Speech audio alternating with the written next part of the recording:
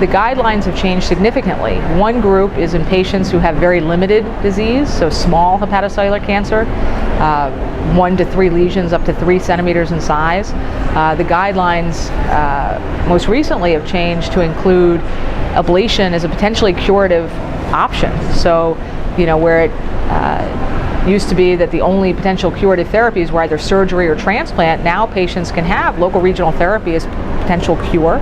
That's a biggie.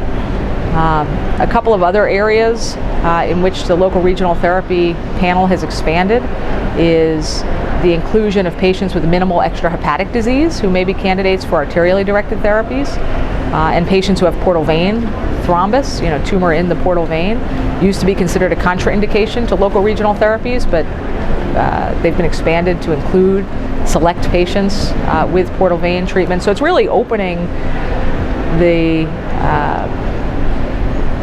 sort of increasing the patients who are candidates for this type of potentially life-saving treatment.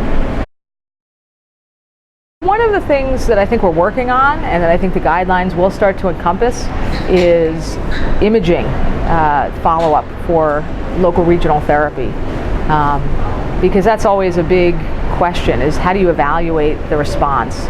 And there are several different techniques that we use to do that, but I think if we have principles of imaging as part of the hepatocellular guidelines and part of the hepatobiliary guidelines, that will be very helpful in guiding people what imaging modalities they should use and how to interpret the findings going forward.